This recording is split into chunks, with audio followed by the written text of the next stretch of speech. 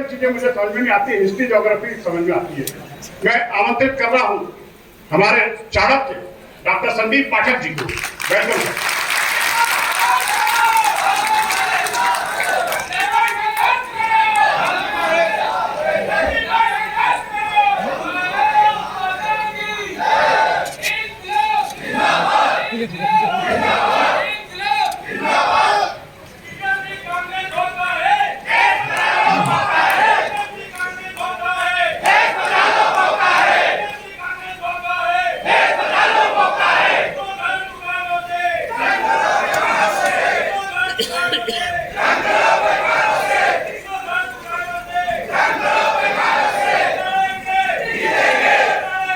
कि हम सच्चाई के रास्ते पर चल सके, सच्चाई के रास्ते पर चलकर इस देश के लिए काम आ सके, और भगवान हमें इतनी बुद्धि देना कि इन दुराचारियों का नाश भी आम आदमी के द्वारा हो। दोनों हाथ उठाकर पूरी ताकत से भारत माता का आह्वान करेंगे। भारत माता की वंदे वंदे।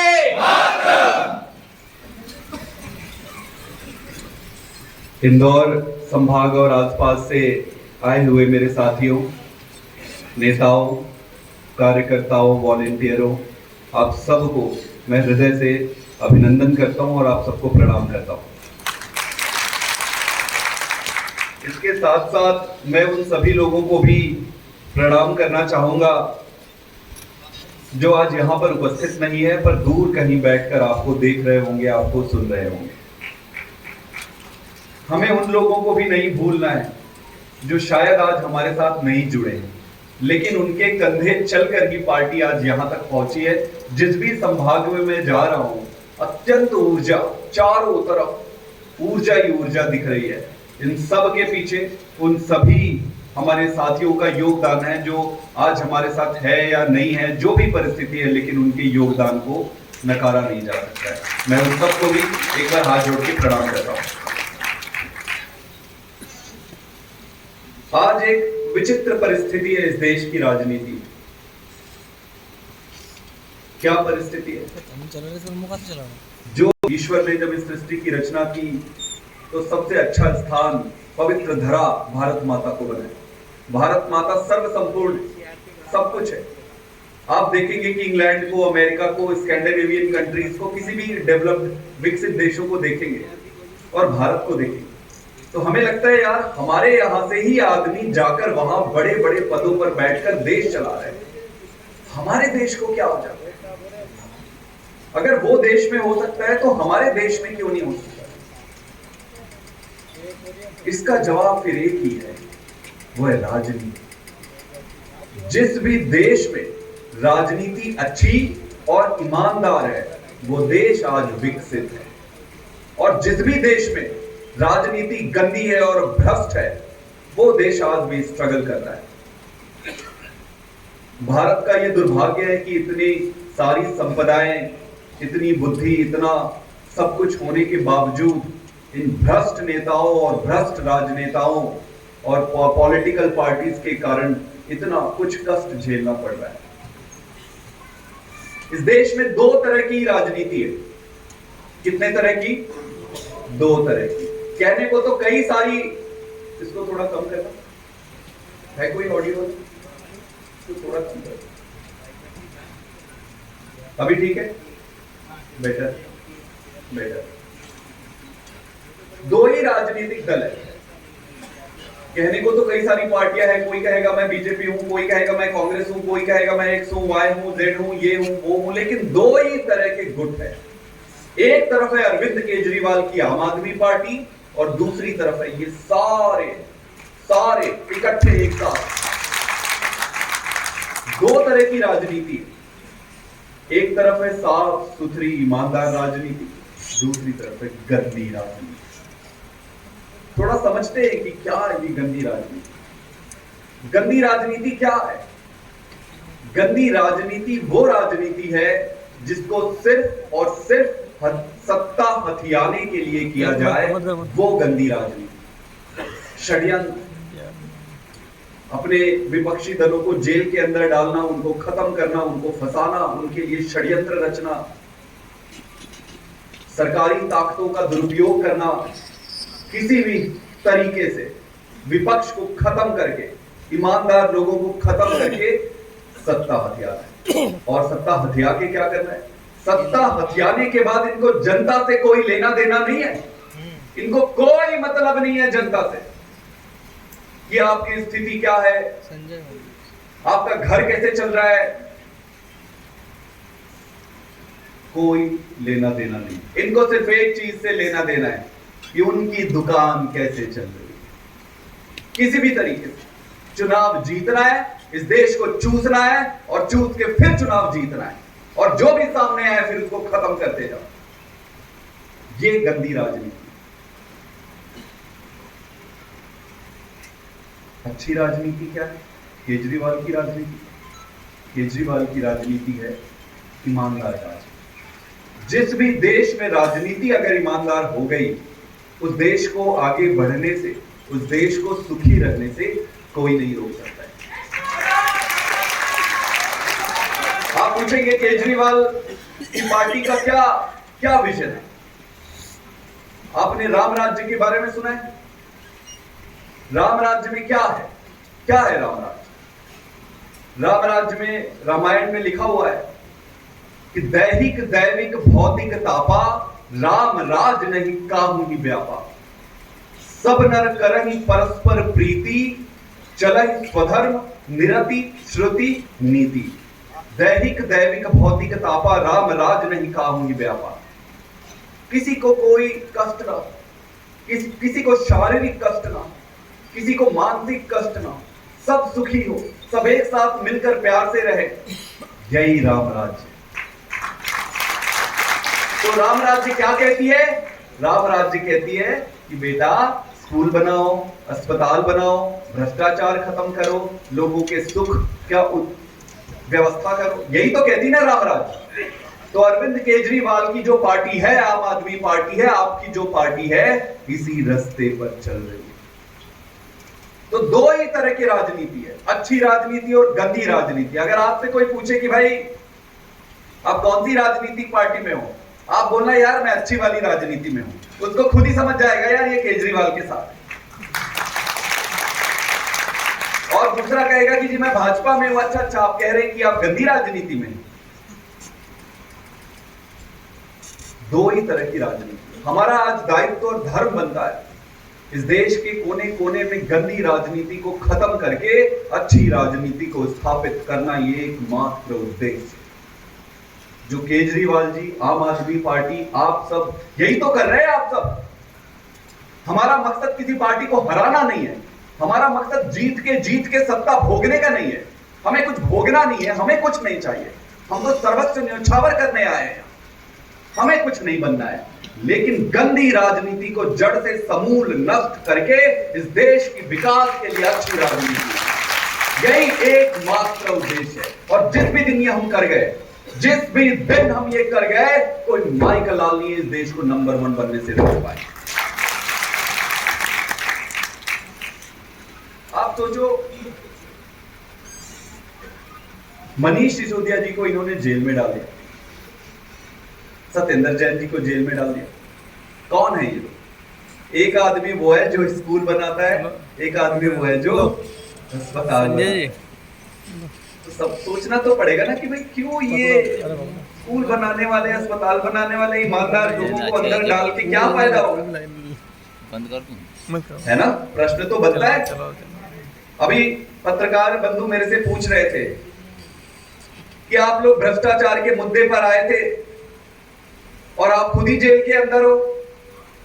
मैंने कहा इसीलिए जेल के अंदर है क्योंकि हम भ्रष्टाचार के मुद्दे पर लड़ते हैं, इसीलिए जेल के अंदर है। आज समझौता कर ले, आज समझौता कर ले भाजपा से। जैसे ही समझौता करेंगे, मनीष सिसोदिया और सत्येंद्र जैन जी बाहर आ जाएंगे, फिर ये कहेंगे कि अरे ये तो बहुत अच्छे आदमी।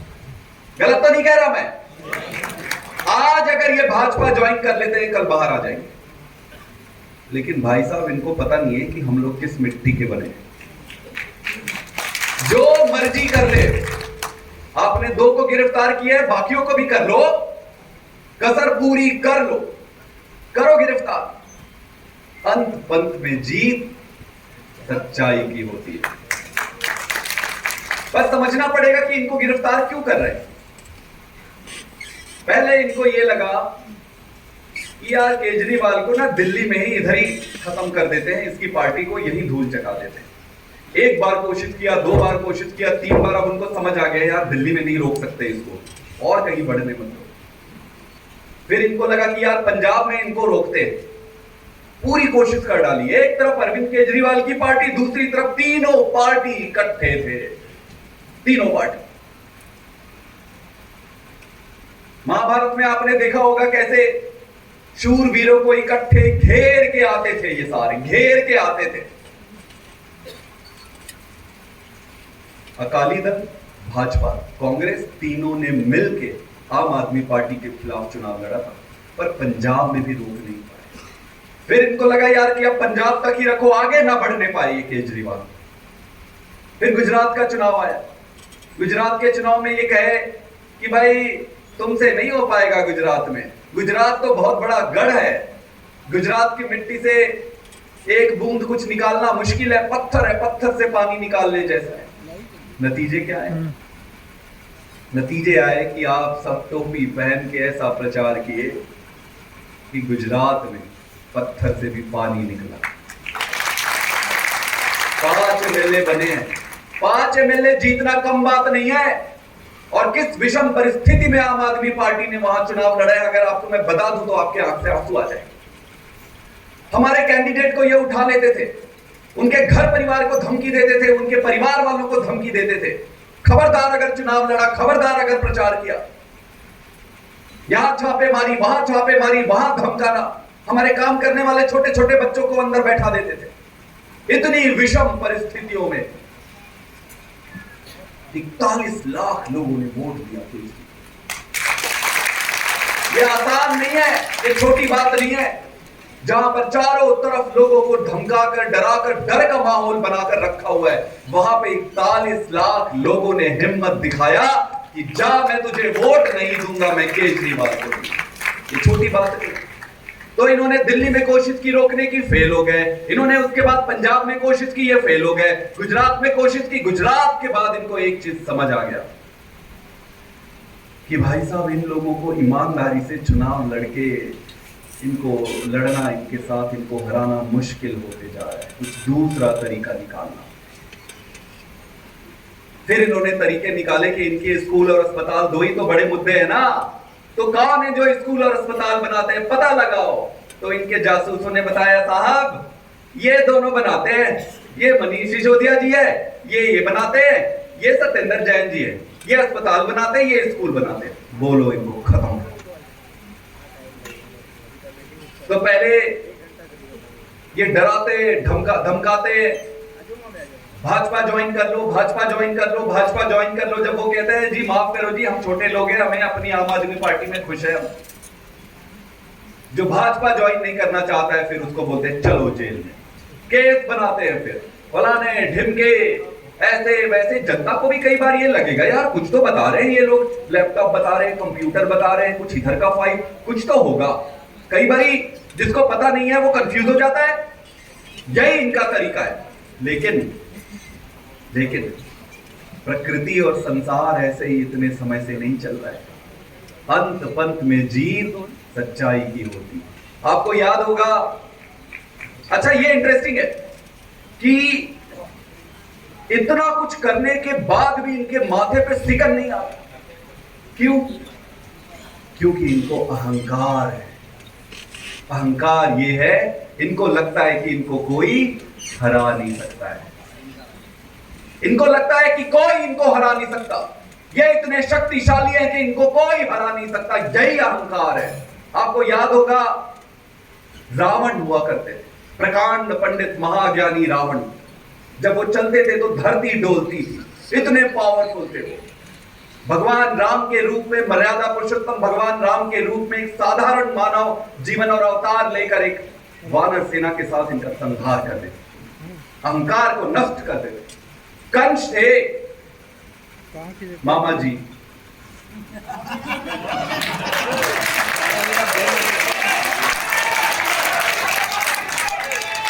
नहीं, मैं तो कृष्ण जी के मामा जी की बात कर रहा हूं।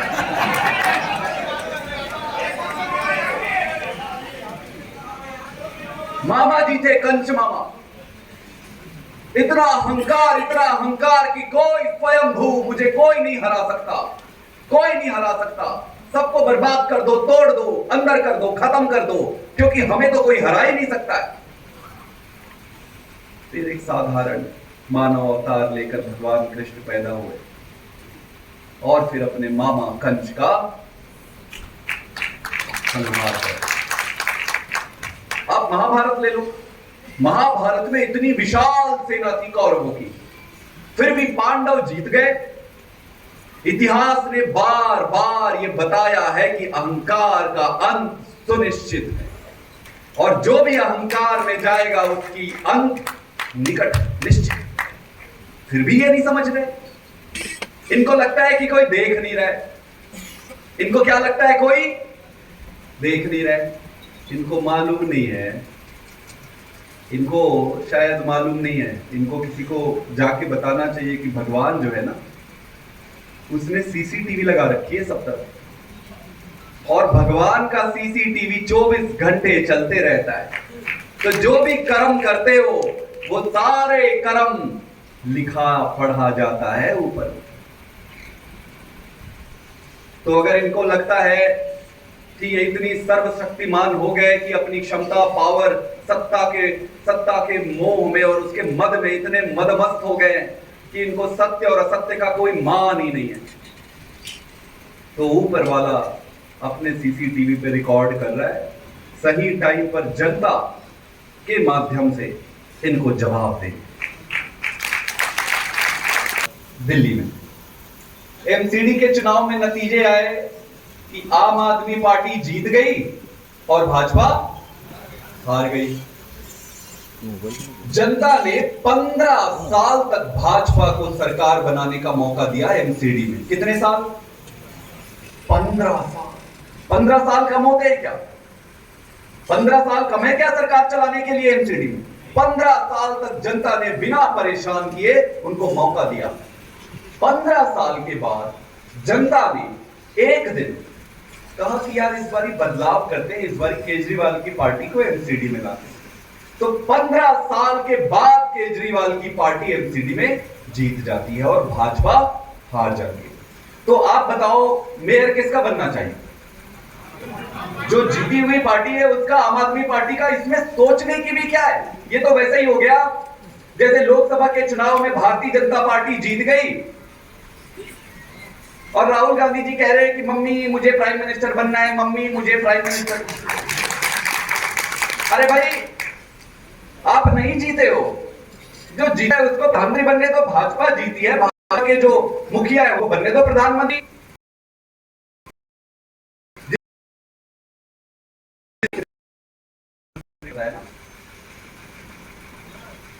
लेकिन 15 साल राज करने के बाद भी जब ये हार गए तो ये कुर्सी को पकड़ के बैठे, बोले हम नहीं जाएंगे, हम नहीं छोड़ेंगे गद्दी को, हम तो मेयर ही बनेंगे, हम कैसे छोड़ दे।